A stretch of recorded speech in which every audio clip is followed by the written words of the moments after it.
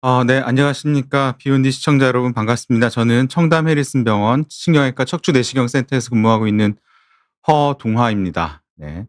오늘도 재미없는 척추 얘기를 들고 왔는데 아무래도 고령 환자분들이 많아지시면서 척추 환자는 계속 늘어나고 있는 것 같습니다. 그래서 오늘 가장 흔한 주제 중에 하나지만 척추 협착증에 대해서 말씀드릴게요. 이 척추 협착증이 종류가 여러 가지가 있는데 이거를 따로따로 방송마다 설명을 드리다 보니까 이게 전체적으로 이해가 안 되고 따로따로는 좀 알 것 같은데 이걸 합쳐서 말씀드리면 잘 헷갈려 하시는 것 같아서 오늘 척추협착증의 전체적인 내용에 대해서 한번 조목조목 말씀드리려고 해요. 척추협착증이 한 종류가 아니거든요. 보통 3 가지, 4 가지, 5 가지까지로 인제 분류하시는 분이 있는데 보통 4 가지 정도로 분류를 하고 있습니다. 그래서 한번 차근차근 한번 말씀드릴게요. 그래서 척추 협착증 종류는 크게 일단 4 가지가 있는데 첫 번째가 가장 많은 중심성 협착증, 그다음에 한 번쯤은 들어보셨을 만한 추간공 협착증, 그다음에 쪼끔 생소할 수가 있어요. 이게 무슨 말인지 좀 이해가 안 되실 수도 있는데 외측 함요 협착증이 있고 이런 것들이 복합적으로 있는 복합성 협착증, 보통 이렇게 4 가지로 분류를 하는 게 일반적입니다. 근데 이 협착증이 다양하지만 증상은 비슷해요. 그래서 나는 중심성 협착증, 저분은 추간공 협착증이라고 진단을 받았는데 결국은 신경이 눌린다는 면에서는 굉장히 유사하거든요. 그러니까 증상은 비슷비슷한 경우가 굉장히 많습니다. 뭐가 더 심하고 뭐가 더 심하지 않다, 그렇게 딱 따져서 얘기하기가 힘들어요. 그래서 하지만 치료는 다 다릅니다. 그래서 협착증은 종류가 4 가지 정도가 있고 증상은 비슷하지만 치료가 다 조금씩 다르기 때문에 오늘 여기에 대해서 한번 설명을 드려 볼게요. 협착증 증상은 아주 좀 일반적인 경우가 많습니다. 특이한 경우는 좀 드물고요. 그래서 주로 척추 협착증, 오늘은 주로 허리, 요추에 대해서 말씀드릴 텐데 요추부 협착증 증상은 굉장히 특징적인 경우가 많아요. 그래서 일단은 초기에는 허리만 아픈 경우가 대부분이고요. 그다음에 점점 밑으로 내려갑니다. 그다음에는 엉치가 좀 아프다. 또 어머님들 엉치가 빠질 것 같아. 이렇게 말씀들 많이 하시고요. 그다음에는 인제 드디어 다리로 내려갑니다. 그래서 눌리는 부위에 따라서 허벅지 앞쪽이 아플 수도 있고 대부분은 허벅지 뒤편이나 외측, 종아리 이 부분이 이제 뻗치는 듯한 통증, 방사통이 생기고요. 그다음에 저림감이 동반되고 여기서 더 진행을 하면 발바닥까지 내려가고요. 그다음에 이렇게 되면은 인제 보행이 어렵게 되는데 이걸 우리가 파행 증상, 신경이 눌려서 신경성 간헐 파행 증상이 생기고요. 그럼 다른 파행 증상도 있느냐? 혈관이 막혀도 혈관성 간헐 파행이 생길 수가 있고요. 여기서 더 증상이 악화되면은 이제 감각이 심하게 떨어진다든지 발목이나 발가락 또는 무릎에 이런 힘이 떨어지는 마비 증상으로 인제 진행되고요. 여기서 더 진행을 하면 소대변 감각 이상이나 소대변, 배뇨 배변 장애가 생길 수가 있습니다. 그럼 그거는 굉장히 인제 위급한 경우가 되겠고요. 밑에 그림이 하나 있는데요. 일단은 이 협착증 증상은 앉아 있으면은 신경 눌리는 게 풀려서 자연스럽게 풀리면서 증상이 없는 경우가 많고요. 그러면은 인제 일어서시면 이제 슬슬 다리가 저리기 시작하고 걷게 되면은 다리가 점점 더 아파져서 걷기가 힘들어집니다, 저리고 당겨서. 그러면은 어디에 앉거나 벽에 기대서 잠깐 쉬었다 가거든요. 그러면 또 증상이 풀려요. 그래서 가다 서다를 반복합니다. 이분도 잘 걸으시다가 중간에 인제 다리가 막 저리고 당기면 허리를 숙이거나 기대거나 어디에 앉아서 쉬거든요. 그럼 풀려요. 그럼 이제 갈 만하시거든요. 그럼 또 갑니다. 또 가다 보면 또 다리가 저리고 당겨요. 또 쉬게 됩니다. 그래서 이거를 보행에 중간중간 문제가 생긴다 그래서 파행 증상이라고 하는데 심각한 경우는 한 2-3 킬로 걸었는데 이런 증상이 생기면 사실 그거는 큰 병이 아닐 가능성도 많고요. 근데 제가 항상 인제 외래 진료실에서 설명드리는 것 중에 하나가 우리가 한 정거장, 버스나 지하철 한 정거장 정도가 보통은 1km 정도 되거든요. 뭐 좀 더 긴 경우도 있지만 보통 1km 한 정거장 정도는 굳이 버스를 타고 가기도 애매해서 내렸다 타고 그다음에 지하철은 뭐 또 밑에 내려갔다 올라오고 이런 게 더 힘드시니까 보통은 한 정거장 정도는 그냥 쉬엄쉬엄 걸어가시는 경우도 많습니다, 날씨가 괜찮다면. 근데 이 한 정거장을 중간에 3-4 번을 쉬었다 가야 되는 상황이다. 그러면 이거는 증상이 꽤 심하다고 볼 수 있고요. 이런 경우는 적극적인 치료가 필요하다. 그냥 두고만 보기는 어렵다. 이렇게 말씀드릴 수 있습니다.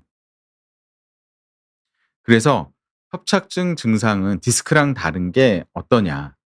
어 그래도 쉬고 앉아 있으면 괜찮다. 누워 있으면 더 좋아지고요. 근데 또 허리를 이렇게 꾸정하게 숙여 주면은 좋아집니다. 지낼 만해요. 하지만 일어서서 똑바로 서서 걸으시려고 하면은 인제 증상이 인제 심해지고 그래서 오래 걷기가 힘들다. 이게 가장 협착증의 흔한 증상이고요. 그다음에 앉아서 쉬면은 허리를 이렇게 숙이게 되면 신경 눌리는 게 풀려서 증상이 호전되잖아요. 그러니까 자기도 모르게 살짝 꾸부정하게 다니게 됩니다.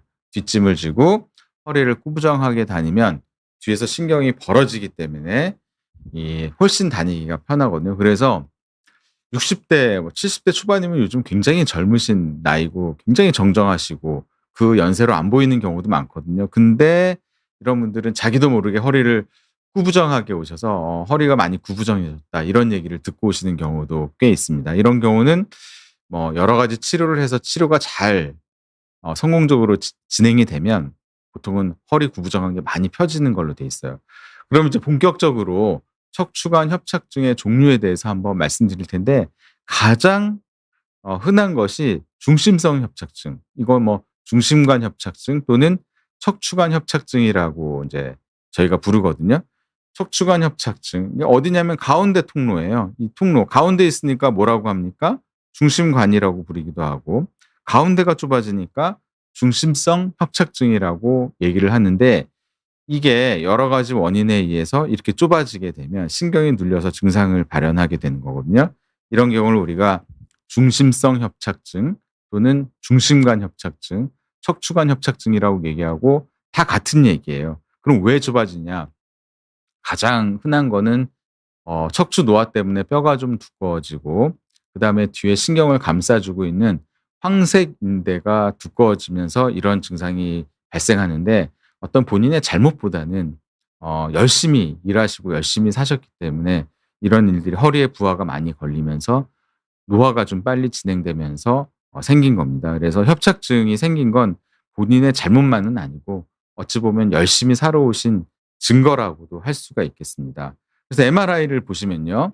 여기가 인제 중심관이에요. 여기가 좁아지는 거예요. 왜 좁아졌냐면 여기 뼈도 많이 좀 두꺼워져 있거든요. 그다음에 V자로 까맣게 보이는 게 실제 수술실에서 보면은 색깔이 노란색입니다. 그래서 우리가 황색인대, 노란색인대라고 해서 황색인대라고 얘기를 하고요. 이 부분이 이렇게 두꺼워지면 안 됩니다. 이렇게 굉장히 두꺼워져 있거든요. 그래서 뼈랑 인대가 두꺼워지면서 중간에 신경 지나가는 통로가 좁아져 있고요. 측면에서 보면은 이게 이제 신경 통로가 이렇게 쭉 보이잖아요. 여기는 넓은데 여기는 어떻습니까? 잘록하게 좁아져 있거든요. 이런 경우에 우리가 중심성 협착증이라고 얘기를 하게 됩니다. 그러면 중심성 협착증의 치료는 어떻게 하느냐? 물론 초기나 아니면 MRI 상에서 꽤 심하게 보인다 하더라도 당연히 수술을 먼저 하는 게 아니라 약물 치료나 재활 치료, 이 협착증 치료제로 나온 약들이 있거든요. 협착증 치료제는 크게 3 가지예요. 첫 번째는 진통제는 어쩔 수 없이 빼먹을 수가 없고요. 두 번째는 혈류를 좋게 해 주는 약이에요. 혈관 확장제인데 이 약이 처음에는 혈압약으로 우리가 개발됐는데 연구를 해 보니까 허리 신경으로 혈관이 확장되면서 혈류를 좋게 해 주더라. 그러니까 좁아진 신경으로 혈액이 원활하게 공급이 되니까 증상이 훨씬 좋아지고 200 미터도 못 걷던 분이 1 킬로도 걷고 이제 그게 인제 두 번째 협착증 치료제고요. 일종의 혈관 확장제입니다. 세 번째는 간질약으로 개발됐지만 지금은 통증약으로 쓰고 있는 리리카나 프레가발린 뭐 이런 가바펜틴, 미로가발린 이런 신경을 가라앉혀 주는 약입니다. 이런 자극된 신경을 가라앉혀 주는 약을 쓰면 증상이 훨씬 개선되거든요. 그래서 이런 약물 치료를 우선적으로 하고요. 그러면 이 약물이 일시적이지 않느냐? 그렇지 않아요. 약물 치료를 하면서 내가 운동도 하고 여러 가지 생활 환경이 개선되면, 생활 습관이 개선되면 통증이 100% 좋아지는 건 아니지만 그래도 훨씬 지낼만해지시는 경우가 있거든요. 그래서 제가 초기에는 꾸준히 약도 좀 같이 병행해서 드시라고 말씀드리고요. 그다음에 우리가 흔히 하는 재활 치료 이런 것도 도움이 됩니다. 두 번째는 인제 원래 이 협착증으로 그동안 운동도 열심히 하시고 재활도 하시고 약도 잘 드시면서 관리를 잘 해 오신 분이 갑자기 통증이 악화되는 경우가 있습니다. 뭐 여행을 다녀오셨다든지 집안에 뭐 큰일이 있었다든지 아니면 뭐 넘어져서 다치셨다든지 이런 일이 있으면 갑자기 증상이 악화되는데 이런 경우 바로 수술하지 않고 허리에다가 직접 신경 주사 치료 이런 거 뭐 옛날에 뼈 주사라고도 했지만 엄밀히 얘기하면 신경 주사 치료거든요. 이런 거를 먼저 해 봅니다. 그다음에 또 협착증이 심하면 뭐 신경 성형술이라든지 풍선 시술 이런 거를 하는데 이 디스크인 경우에는 이런 우리가 신경 성형술이라든지 풍선 시술 같은 게 굉장히 드라마틱한 경우를 보이는 경우가 있지만 협착증, 꽤 협착증이 진행된 경우에는 시술이 굉장히 결과를 예측하기 힘들어요. 시술로 도저히 안 될 것 같지만 환자분께서 너무 원하셔서 시술했는데 너무너무 좋아지신 경우도 있고 생각보다 협착은 심하지 않은데 증상이 심해서 저도 인제 시술을 가끔씩은 하는데 시술을 해 드리고 꼼꼼히 해 드렸음에도 불구하고 시술 직후에 반짝 좋았다가 오래가지 않아서 진료실에서 굉장히 인제 속상하셔서 그렇겠지만 인제 불평하시는 환자분들도 분명히 계십니다. 그래서 저는 협착증인 경우에는 시술을 굳이 선호하지 않습니다. 왜냐하면 비용이 꽤 들잖아요. 그럼에도 불구하고 이 시술의 결과를 예측하기가 굉장히 힘들어서 시술을 잘 선호하지는 않고요. 그래서 이 협착증이 꽤 심하다 하더라도 일단은 약물 치료, 재활, 뭐 주사 치료 정도까지는 비수술적 치료를 반드시 하는 게 맞지 않겠느냐 이렇게 생각하고요. 그럼에도 불구하고 증상이 심해서 어떤 심한 분들은 50 미터 걷기도 힘들다. 전철역에서 내려서 저희 병원까지 걸어오는 거리가 한 100 미터 정도 됐는데 그 거리를 걸어오는데도 두세 번을 쉬셨다. 지팡이 없이 다니기가 힘들다. 이 정도가 되면 또 주사 치료 한 40-50 번까지 했다. 이런 분들도 계시거든요. 그러면 저희가 수술적 치료를 고려하는데 요즘은 현미경 수술보다는 내시경 수술을 많이 하고요.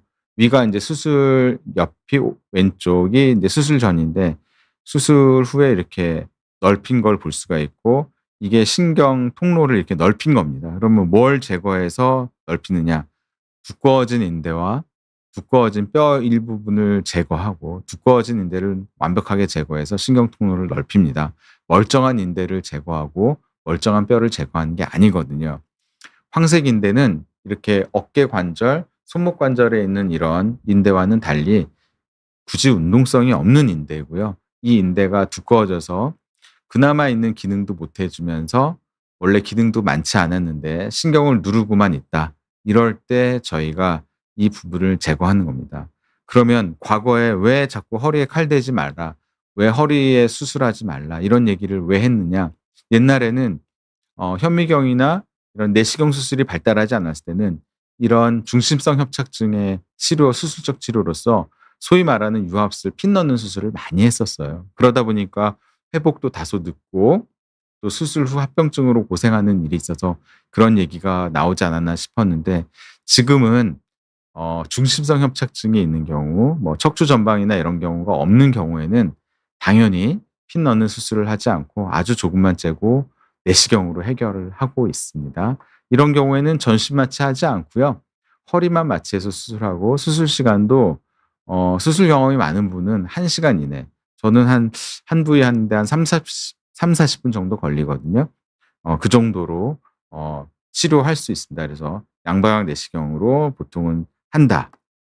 그렇게 말씀드릴 수 있고요. 두 번째는 추간공 협착증입니다. 이거를 신경공이라고 얘기를 하기도 하고요. 추간공이라고 하는데 이 가운데 중심관이 있으면 신경이 빠져나가는 길이 있거든요.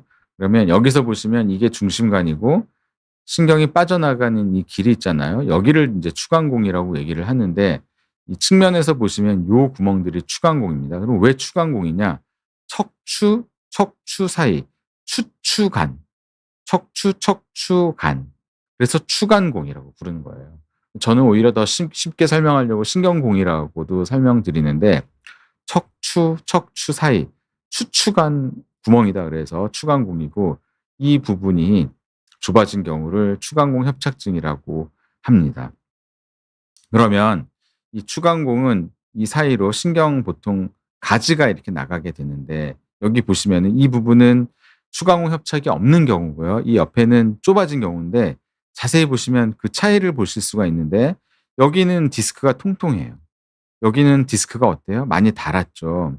또 여기는 뼈도 많이 웃자라 있는 상태입니다. 이 디스크가 두께를 유지해 줘야지 추간공이 이렇게 넓어져 있는 거거든요.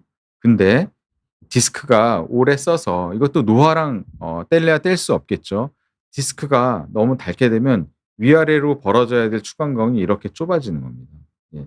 그래서 위아래 업다운 협착이라고 얘기를 하거든요. 그래서 보시면은 디스크가 이 경우는 많이 닳게 되면서 여기가 좁아지는 경우가 많아요. 이 환자분도 한번 보겠습니다. 추간공 구멍은 요거예요. 요게 어떻게 보여야 되냐면 계란 후라이처럼 보여야 됩니다. 가운데 노른자가 신경이고요. 흰자는 여유 공간이에요. 신경이 이렇게 있으면 신경 구멍이 이렇게 있으면 요렇게 보여야 되거든요. 여유 있게 지나가야 돼요. 그래서 마치 단면으로 봤을 때는 약간 예쁘게 굽지 않은 계란 후라이처럼 보여야 되는데 여기는 어떻습니까? 여기는 흰자가 안 보이고 노른자만 보이거든요. 이런 경우를 우리가 추간공 협착, 물론 이 환자는 디스크도 좀 동반이 돼 있습니다. 근데 그럼 여기 왜 왔느냐? 여기는 디스크가 두툼합니다. 그러니까 추간공이 위아래로 딱 벌어져 있는데 여기는 디스크가 닳으면서 물론 이게 잘못해서가 아니라 열심히 살아온 증거라고도 할 수 있습니다.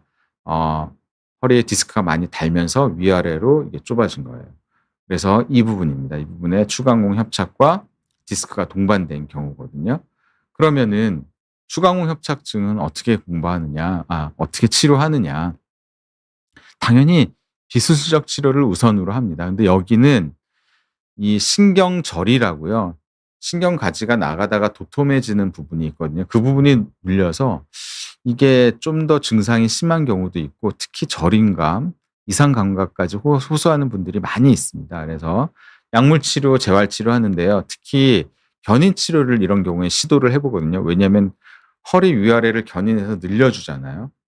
그렇게 되면은 추간공이 좀 벌어지는 효과가 있거든요. 그래서 이 경우는 인제 우리나라에서 유독 많이 팔린 거꾸리 기계 있죠? 예, 그게 견인 치료 효과거든요. 이런 경우는 거꾸리를 하시면은 좀 도움이 될 수 있지만은 완전히 이렇게 거꾸로 매달리는 거는 별로 좋지가 않고요. 만약에 집에 그 거꾸리 하는 그 견인 치료 효과가 있는 그 인제 회전하는 패드 그걸 만약에 구매를 하셨다면 한 45 도나 60 정도로 누워 계시는 것도 사실 방법입니다. 하지만 이런 견인 치료를 했을 때 환자분에 따라서 허리가 너무 아파지신다는 분들도 분명히 있거든요, 허리를 당기니까. 그래서 내가 견인 치료를 했더니 아프게만 했더라 그러면 억지로 참고 하실 필요는 없게 되겠습니다. 그러면 주사 치료는 뭘 하느냐. 이 부분으로도 풍선 시술에는 여러 가지가 있지만은 여기에다가 바로 이 추간공에다가 바로 주사를 놓게 되면 그 부위에 염증이 가라앉고 신경 붓기를 가라앉힐 수 있어서 효과가 있는 경우가 꽤 있습니다. 그다음에 추간공 신경 주사 치료는 진단적인 가치가 있어요. 추간공이 여러 부위가 좁아진 분들도 있거든요. 이런 분들 다 수술할 수 없잖아요. 만약 수술을 해야 되는 경우라면 이럴 때 가장 심한 부분이라고 생각되는 부분에 주사 치료를 하게 되면 근데 일시적으로 좀 좋아졌다면 그 부분만 수술하면 되거든요. 그래서 이 추간공 신경 주사 치료는 음 진단적인 가치도 갖는다. 이렇게 말씀을 드릴 수 있습니다. 그래도 안 되면은 어떻게 하겠습니까? 수술을 하는데 옛날에는 이것도 현미경으로 한 이만큼 째고 수술을 했거든요. 근데 지금은 이렇게 이게 인제 신경절이고요.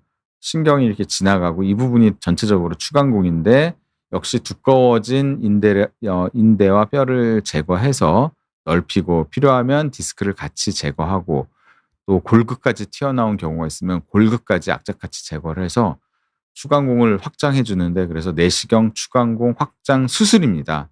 일부 병원에서 하는 추간공 확장 시술과는 본질적으로 달라요.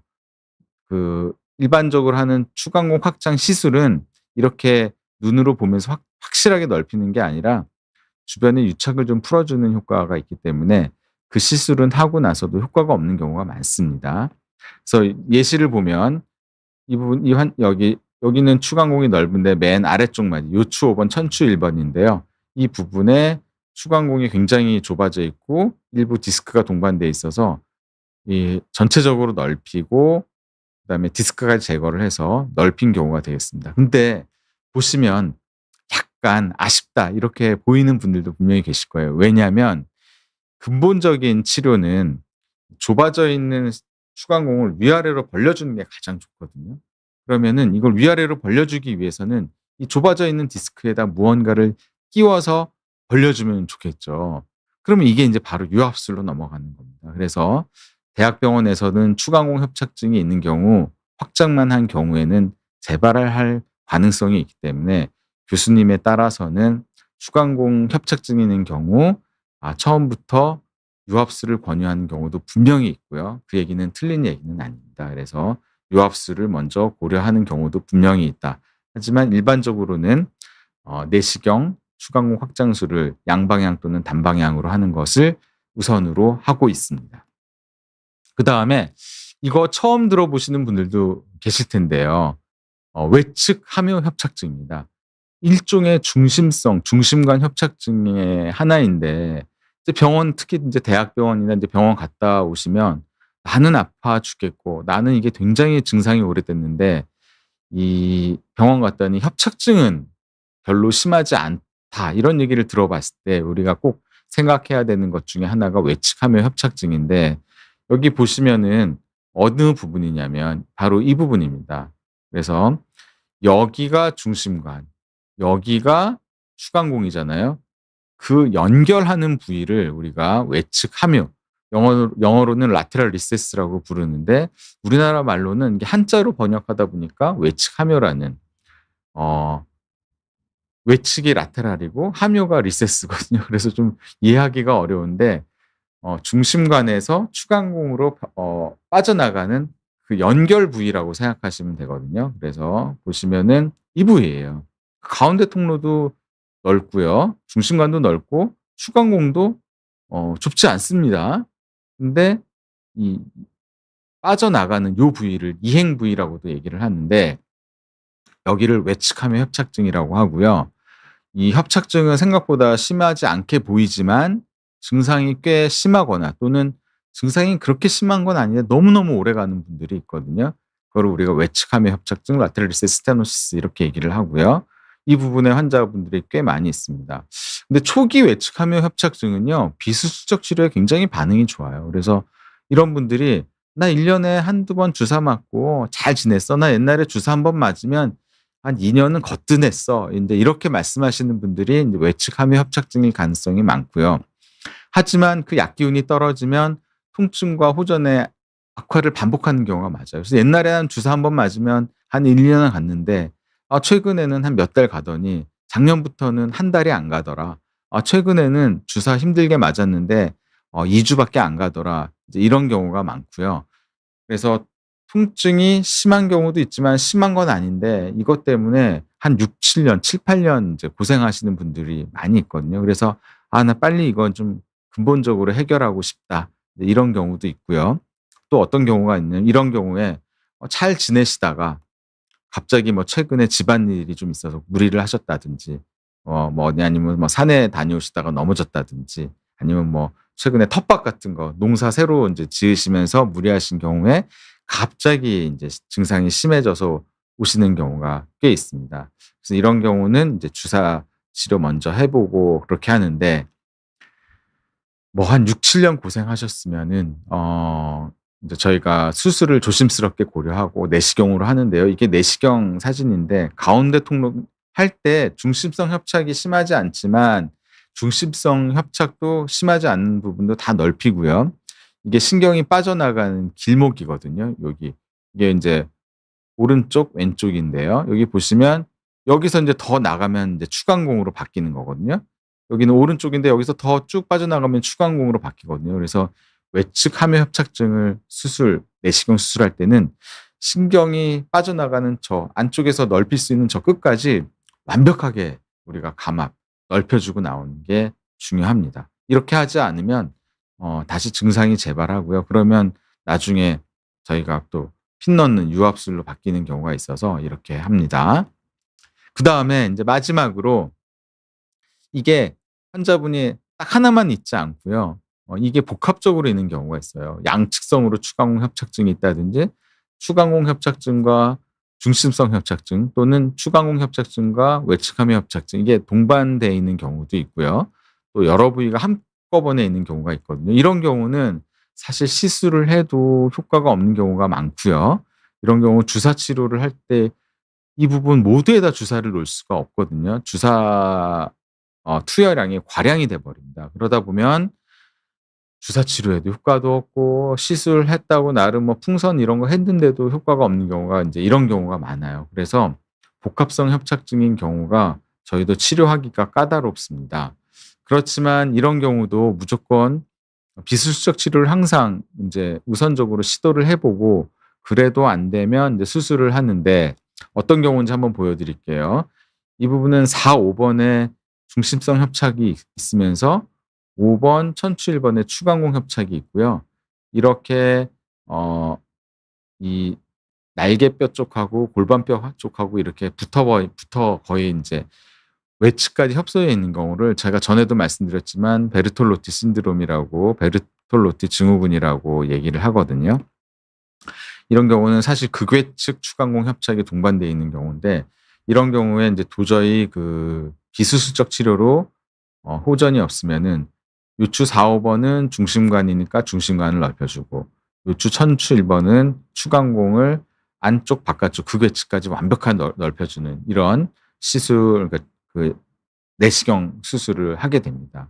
하지만 이런 환자분은 추후에 재발할 가능성이 있고 이런 경우에는 반드시 추후에 물론 그런 일이 없을 수도 있지만은 추후에 유압을 할 가능성이 있다라고 충분히 말씀을 드려야 돼요. 그래서 수술하고 났더니 4-5번 중심성 협착증을 이렇게 다 내시경으로 넓혔고요. 여기 보시면 극외측 어 극돌기하고 횡돌기죠. 횡돌기하고 골반뼈 쪽으로 좁아져 있는 극외측 협착을 이렇게 완벽하게 어 감압한 예고 환자분도 다행히 좋아지셨습니다.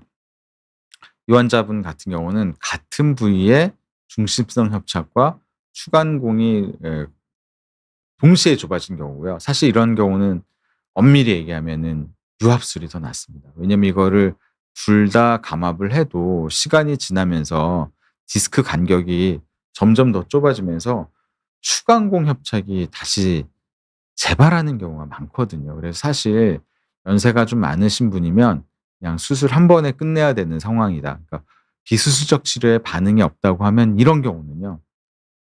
한 번에 유압술로 끝내는 게 낫지만 이 환자분도 좀 연세가 젊고 해서 추후에 유압술 가능성을 분명히 말씀드리고 추간공과 중심성 협착을 같이 내시경으로 감압했던 예입니다. 그래서 4-5 번에 중심성 협착과 추간공 협착이 같이 있어서 그냥 둘 다 내시경으로 이렇게 풀었던 경우가 되겠고요.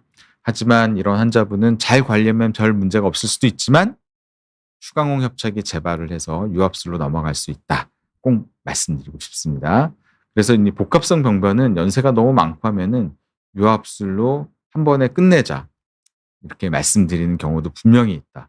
이렇게 말씀드리고요. 왜냐하면 재발의 가능성이 많기 때문입니다. 근데 이런 유압술도 전신 마취하지 않고 내시경으로 허리만 마취해서 조금만 절개하고 수술할 수 있다. 이거를 꼭 말씀드리고요. 이런 수술적 치료는 여러 가지 비수술적 치료에 도저히 반응이 없고 통증이 유지될 때 그때 조심스럽게 고려한다. 수술만 무조건 하지 않는다. 이걸 말씀드립니다. 그래서 한번 정리를 해 보겠습니다. 중심성 협착은 이 가운데 통로가 좁아져 있는 겁니다. 그다음에 추간공 협착은 척추와 척추의 사이에 있는 신경 구멍인데 이 바깥쪽입니다. 이 부분이 좁아진 경우를 우리가 추간공 협착증이라고 얘기를 하고요. 이 MRI상 협착증이 심하지 않은데 본인은 증상이 심하지 않은 경우는 외측함의 협착을 의심해야 되는데 중심관에서 추간광으로 이어지는 이 연결 통로 이 부분을 외측함의 협착이라고 얘기를 하고요.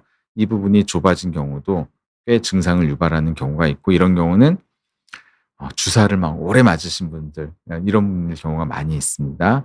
그다음에 이런 중심성 협착과 추간공 협착, 외측함의 협착이 복합적으로 이제 동반되어 있는 경우를 우리가 복합성 협착증이라고 하고요. 이런 경우는 사실 치료하기가 힘들고 비수술적 치료, 보존적 치료에 이제 반응을 잘 안 하는 경우도 많거든요. 그래서 이런 경우는 수술을 고려해야 되는 경우가 많이 있는데 일단 내시경으로 넓혀 보려고 굉장히 애를 쓰고 있지만 이 경우에는 내시경으로 단순 감압술이 안 되고 추간공 협착만으로는 안 되고 유압을 해야 되는 경우가 반드시 있다. 이거를 말씀드리고요.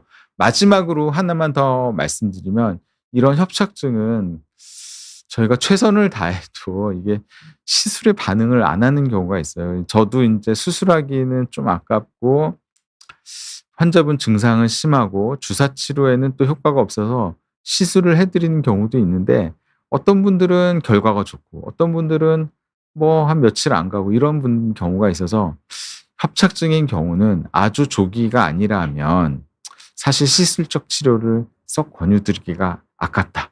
이렇게 말씀드리겠습니다. 좀 정리가 되셨나요? 왜냐면 주변에 본인이 협착증인 경우도 있고 어머님, 아버님이 협착증으로 고생하시는 경우도 있거든요. 그래서 한번 치료와 분류에 대해서 한번 간략하고 좀 쉽게 설명드리고 싶었습니다. 네. 좀 이해가 되셨으면 좋겠고요. 인제 질문이 인제 좀 들어와서 질문 답변 드렸고요. 꼭 협착증 오늘 제가 말씀드린 내용이 아니더라도 목도 좋고 뭐 등도 좋고 척추 전반에 대해서 궁금하신 점이 있으면 오늘 말씀드린 주제와 상관없이 질문 올려주시면 되겠습니다. 네. 천재성대님께서 요즘 허리 협착 증세가 있어서 인제 고민이고 특히나 자다 깨서 침대에 앉으면 허리가 참 아프네요. 이거 체중 증가는 충분히 인제 그 가능성이 좀 있고요. 뭐냐면 체중이 인제 사실 어제도 인제 다른 방송국에서 오셔서 인제 제가 촬영을 좀 했는데 허리가 어 체중이 한 1 킬로 정도 이제 늘어나면 허리에 걸리는 로딩은 3 배에서 5 배입니다. 3 킬로에서 5 킬로가 부하가 걸리는 효과가 있거든요. 왜냐하면 몸은 전체적으로 있지만 그 뼈대는 척추는 가운데에 좁잖아요. 그쵸? 그러니까 그게 부하가 집중적으로 이 척추에 걸리게 되면 나는 1 킬로밖에 체중이 증가가 안 됐는데 실제 척추가 느끼는 경우는 3 킬로에서 5 킬로의 체중 증가로 느껴지거든요. 그러면은 내가 한 2 킬로가 늘었다고 하면 실제로 허리에서 느끼는 거는 2 킬로가 아니라 6 에서 10 킬로까지 늘어나거든요. 그럼 최근에 내가 10 킬로가 쪘다. 그럴 수도 있잖아요. 뭐 일하고 운동 못 하고 하다 보면은. 그러면은 실제로 허리에는 30 킬로가 갑자기 늘어난 걸로 느끼거든요. 그래서 일단 다행히 허리만 아파서 다행인데요. 만약에 이게 침대가 좀 자기랑 안 맞아도 이럴 수가 있으니까 너무 비싼 거 아니더라도 뭐 이렇게 한번 매트리스도 한번 바꿔 보시고 체중도 좀 감소하고 특히 밤에 자다가 자꾸 깨면은 밤에 통증약을 하나 드시고 주무시는 것도 방법이에요. 네. 그렇게 한번 해 봤으면 좋겠고요. 근데 허리만 아픈 게 아니라 갑자기 최근 들어서 엉치까지 다리까지 아프다 이러면 한번 가까운 병원 가 보세요. 그다음에 유은지 님께서 50 대인데 오래 걸으면 다리가 좀 저리고 쉬다 보면 괜찮아진다고 하는데 근데 허리는 별로 안 아프시다. 그쵸? 근데 이게 협착증 맞나? 맞습니다.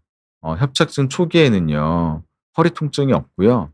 다리만 저리거든요. 그래서 의외로요. 뭐 '다리 쪽에 문제가 있지 않나?' 그래서 다리 쪽 엑스레이 찍어 보고 오시는 경우도 많거든요. 그래서 이 허리 통증 없이 다리만 저린 경우도 있고요. 근데 만약에 허리 검사했다 했는데 협착이 하나도 없었다. 그러면 그때는 혈관 다리 혈관 검사를 해볼 수도 있어요. 허리 협착이 아니라 혈관 협착으로 그럴 수 있거든요. 그래서 이 경우는 협착증을 반드시 의심해 볼 수가 있고요. 그래서 가까운 병원 가셔서 그 협착증이 시작된 때가 50 대예요. 보통은 60 대, 70 대에서 심해지는데 50 대에도 꽤 심하게 오는 경우도 있거든요, 특히 여성분들. 그래서 이런 증상이라면 가까운 병원 가셔서 엑스레이 또 다리가 많이 저리면 MRI까지 해 보세요. 예. 가까운 병원 가서 먼저 검사부터 해 보시면 됩니다. 그다음에 박영철 님께서 "중심성 협착인 경우 나이가 들어야지 오는 질환이다." 근데 지금 박영철 님은 35 세인데 지금도 충분히 발생이 가능한가요? 굉장히 드문데요. 35 세에서도 올 수 있어요. 이건 사실 선천적 협착인 경우입니다. 선천적 협착인 경우에 다른 분보다 MRI를 찍으면 굉장히 좁아져 있고요. 그래서 처음에는 증상이 없는데 사실 선천적 협착이 없는 분들은 이게 협착은 서서히 진행하니까 한 50대 이후 60대 70 대에 오는 경우가 많지만 선천적으로 원래 좁아진 분들은 30 대나 40 대에 오는 경우가 있어요. 그래서 이 경우는 선천적 협착이 동반되어 있다라고 설명드릴 수 있고요. 어 사실 좀 흔한 거는 아닙니다. 예. 그다음에 앙케이트 님께서 추간공 협착증인 경우에는 다리 저림 증상이 한쪽에만 생기는 게 맞나요? 양쪽에도 올 수 있나요? 양쪽에 오는 경우도 많이 있지만 한쪽에 오는 경우도 많이 있어요. 그리고 양쪽 추간공 협착증 같은 경우는 한쪽부터 아픈 경우도 꽤 많습니다. 그래서 그리고 아프려면 한쪽만 아픈 경우가 치료하기도 되게 용이하거든요. 그래서 양쪽도 올 수가 있고 한쪽도 올 수도 있다. 근데 초기에는 한쪽만 오는 경우가 더 많다. 이렇게 말씀드릴 수 있습니다. 그다음에 그리핀 님께서 네네. 오늘 경청해 주셔서 감사드리고 협착증 수술 후 재발 위험성은 어느 정도인지 궁금합니다. 그냥 저희가 인제 협착증 수술 후 재발 위험성은 보통 1% 라고 얘기를 하지만 해당 부위에 다시 협착증이 오는 경우는 실제로 많지 않다. 수술한 부위는 괜찮지만 이게 연세가 들면서 시간이 지나면서 4-5번 수술했는데 4-5번 수술을 한 부위는 괜찮은데 3-4 번이 또 오는 경우도 많이 있거든요. 또는 2-3 번. 제가 엊그제도 수술해 드린 분 중에 한 분이 5년 동안 아주 잘 지내셨거든요. 수술하고 아무렇지도 않았는데 다시 아팠다고 해서 오셔서 검사를 했는데 옛날에 수술했던 2-3 번은 전혀 문제가 없었고요. 실제로 새롭게 3-4-5 번에 또 협착증이 진행을 해서 이번에는 3-4-5 번을 추가로 수술을 해 드렸었거든요. 그래서 재발이라는 표현도 사실 뭐 틀린 표현은 아니지만 재발보다는 다른 부위에 오는 경우가 있다. 요렇게 이해를 해 주셨으면 좋겠습니다. 그다음에 허리 진통제는 하루에 한 번씩 드셔도 되나요? 네, 당연합니다. 증상이 많이 심하지 않은 경우는 저는 이제 보통 이게 약을 하루 3번 먹게 되면 속도 쓰릴 수 있고 낮에 좀 졸릴 수가 있어서 우리 감기약도 세게 지어 먹으면 졸리잖아요. 그쵸? 그래서 저는 하루 2 번으로 보통 처방을 많이 하는데 내가 통증이 더 심하지 않으면 하루 1 번만 먹어도 됩니다. 어떤 경우가 있느냐면 하루 종일 활동을 해서 피로가 누적된 저녁이나 밤에 주로 아파하시는 분들이 있거든요. 그런 경우는 점심이나 저녁 때 1번 정도 드시라고 말씀드리고요. 오히려 활동을 하면 좀 운동을 하면서 허리가 풀리는 분이 있는데 근긴장도가 떨어진 자고 일어나면 '아침에 아무것도 못 하겠다.' 이런 분들도 계시거든요. 그런 경우는 내과 뭐 혈압약 드시듯이 아플 때 한 번만 아침에 드시라고 말씀드립니다. 네. 그다음에 이준호 님 인제 이준호 님께서 50대 남성이신데 척추 협착증은 걷기 운동이 좋다고 하는데 얼마나 걷는 게 사실 많이 걸을수록 좋아요. 근데 사실 걷는 운동 자체가 코어 근육에 좋고 전신 밸런스에 좋거든요. 그래서 유산소 운동에서 가장 좋은 게 인제 걷기 운동이고 어 얼마나 걷는 게 좋으냐. 일단은 저는 30 분부터 시작하시라고 말씀드려요. 30 분을 했더니 '내가 충분히 할 만하다.' 그러면 1 시간으로 늘리시라고 말씀드리고요. 1 시간 정도 운동했으면 많이 했잖아요. 네. 그리고 이미 협착증 증세가 있는 분이 걷기 운동을 하면 어떻게 해야 되느냐. 내가 한 20분 정도 걸으면 다리가 저려오거나 엉치가 아프다. 이런 분들 또 허리가 아프다. 이런 분 계시거든요. 이런 분들은 20 분을 꾸준하게 걷지 말고 15분 정도를 먼저 걷고 통증이 오기 전에 5 분을 먼저 쉬어 준 다음에 또 한 번 15 분을 걷고 또 괜찮다면 또 한 번 15 분. 마치 우리 이 근육 운동하시는 분들 세트처럼 하는 거 있잖아요. 뭐 10 개씩 뭐 3 세트 한다. 그렇게 쪼개서 걸어 주시는 게 더 좋겠습니다.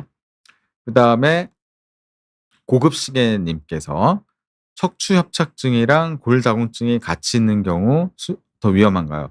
네, 그럴 수 있는데요. 이 경우는 뭐냐면 단순 감압인 경우는 골다공증은 크게 문제가 되지 않는데요. 이 척추 협착증이나 뭐 척추 전방 전이증, 뭐 분리증 이런 것들이 동반돼 있어서 저희가 인제 또 아까 또 보면 복합성 병변인 경우 이제 핀을 넣어야 되는 경우가 있거든요. 그래서 핀을 넣어야 되는 경우는 이게 핀이 잘 못 버텨주는 경우가 있어요. 그래서 그런 경우는 쪼끔 위험하기보다는 수술이 좀 복잡해질 수가 있는데 이런 경우는 골다공증 치료를 한 2-3 개월 아주 수술이 급하지 않다면 골다공증 치료를 주사 치료 같은 걸로 2-3 개월 정도 해 주고 나서 수술하면 되고요. 아니면 수술 직후에 골다공증 치료를 적극적으로 주사제로 하고요. 그다음에 골다공증이 너무 심하면 뼈를 보강해 가면서 수술할 수가 있거든요. 그렇게 하면은 별로 위험하지 않습니다. 그다음에 아마 이게 인제 마지막 질문 같은데요. 유은지 님께서 "한 번 수술로 치료한 경우에 만약에 같은 부위에 다시 발생했다. 근데 그게 단순 감압술이면 이런 경우는 재수술할 수 있는데 별 문제 없습니다. 이런 경우에는 다시 또 내시경으로 간단하게 치료하기는 힘들고요. 이런 경우는 내시경 유압술을 해야 되는 경우가 많이 있어요. 그래서 재수술을 해도 문제는 없는데 다른 부위나 같은 부위의 다른 부위다 이러면 내시경으로 할 수 있고요. 근데 똑같이 수술했던 그 부위가 똑같이 재발했다면 수술 위험성 없이 할 수가 있는데 이때는 아쉽지만 핀이 들어가야 되는 수술을 해야 되는 경우가 많다. 이 점을 말씀드립니다. 그다음에 정채연 님, 이게 인제 진짜 마지막 질문이 아닌가 싶어요. 수술하고 나서 신경 손상이 되는 위험이 있다고 하는데 실제로는 어떻게 분명히 있습니다. 근데 인제 내시경을 이용하면 신경을 확대해서 볼 수 있어서 수술 중에 신경 손상을 줄이려고 굉장히 애를 쓰고 있고요. 수술하고 나서 신경 손상이 뒤늦게 되는 경우는 두 가지가 있을 수가 있는데 이게 인제 척추 전방 전이증이 있는데 일단 감압만 한 경우에 세월이 지나면서 뼈가 더 어긋난 경우에 신경 손상이 쪼끔 발생하는 경우가 있고요. 두 번째는 신경 손상이라고까지 얘기하기는 힘들고요. 눌렸던 신경이 확 펴지면서 신경이 좀 붓는 경우가 있거든요. 그래서 수술하고 하루 이틀 너무너무 좋았는데 한 3 일째부터 수술 전만큼 아픈 건 아닌데 수술하고 나서 좀 아프다든지 다리가 많이 저리다 이런 경우가 있거든요. 이런 경우는 신경 가라앉혀 주는 스테로이드나 이런 거를 먹는 약이나 어 또는 주사로 적극적으로 쓰게 되면 가라앉습니다. 네. 그거 이외에는 수술하고 수술 직후에 신경 손상이 발생되기에는 그런 일은 매우 드물지 않나 그렇게 생각합니다. 네. 오늘도 많은 질문해 주셔서 진심으로 감사드리고요. 오늘 제가 말씀드린 내용이 좋으셨다면 저희 그 비욘디 채널도 많이 구독 눌러 주시고요. 또 좋아요도 많이 눌러 주셨으면 좋겠습니다. 네. 다음에도 좀 궁금한 내용에 대해서 한번 조목조목 알기 쉽게 설명드리도록 하겠습니다. 한 달 뒤에 또 뵙도록 하겠습니다. 경청해 주셔서 감사드립니다.